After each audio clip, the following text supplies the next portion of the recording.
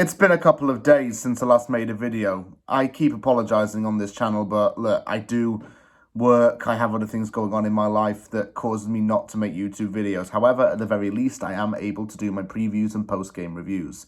And that's going to have to be the bare bones. Not long-term going forward, but just for now. Okay, so up next, West Ham has got a trip up to Liverpool to face Everton, hoping to build on the 4-2 win over Brentford. Meanwhile, Everton will want to get back to obtaining points in any way it possibly can. Now, I've spoken to a couple of West Ham fans already on social media, and some of them have already said that they are very confident for this game. And honestly, I agree with them. I'm very confident going into this. But Everton will have a slight boost due to things that happened off the pitch. It's okay to talk about Everton's 10-point deduction, but it's not really going to bode well with the fans and even Sean Dyche, because he said this, by the way, to talk about where Everton would be if without the 10 points deduction. Obviously, it's been reduced to 6 points since then, and Everton's put a few more points on the board because of that. Regardless, though, the team is definitely in a relegation battle, and it has been in the drop zone for quite some time prior to the points deduction being reduced. When it comes to facing Everton, it's always a tough place for West Ham to go. We always seem to scrape it by a 1-0 win or lose by either 2-0 or 1-0. When we faced Everton at London Stadium earlier in the season, it was a bit worrying. I didn't see any style or identity from West Ham, and Dominic Calvert-Lewin, who rarely scores anyway, always seems to get his goal against us. It's like how Glenn Murray was at Brighton or how Neil Maupay is in general right now. Always seems to score against West Ham. In fact, Neil Maupay scored against West Ham while he was playing for the opposition on Saturday. So, then again, it isn't really what it is when this happens. There can't be some coincidence about it.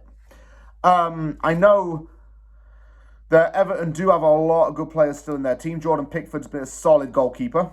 Has been one main reason for the team's success over the years in keeping Leeds and staying up.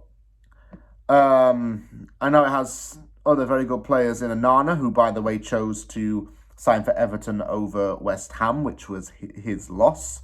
In a way, we've got Alvarez, so it doesn't matter. But that was his loss. He chose to play for Lampard ball instead of Moyes Brexit ball. You make your bed, you lie in it, I suppose. I like Vitaly Mykolenko. I think he's a decent left-back. In all honesty, Tarkowski provides that veteran leadership to the centre-back position. I've been really impressed with Branthwaite as well. He's going to be going in the summer for massive money. But you know what? Everton should take the massive money and then reinvest it into the squad properly. That's what I think anyway.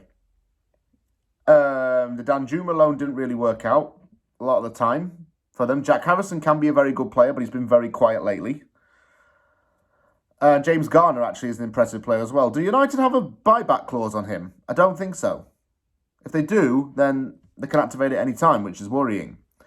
When it comes to West Ham and Everton, it's always, like I say, it's always a very tough game, and always going up there to face them's hard. I could talk about David Moyes' connections to Everton, given that he spent 11 years at Goodison Park, but I'll just be repeating myself. I would talk about that. I think with Sean Dyche in charge, Everton's got the ideal manager for its philosophy, identity, and system. It's someone who's going to have a no-nonsense approach, because Sean Dyche plays the basic fundamentals to the absolute best of the club's ability. And that's what makes him a good manager. It's not the most attractive football to watch, but it's hard-working, gritty, and it does get the job done when it has to. That's why it's going to be tough to face this lot.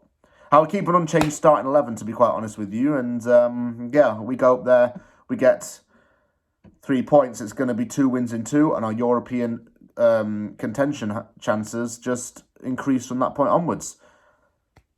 7 a.m. kickoff for me, so it's a 3 p.m. kickoff in the UK. It feels a bit like a long time since that last happened, but we're going to have it, and yeah, I cannot wait.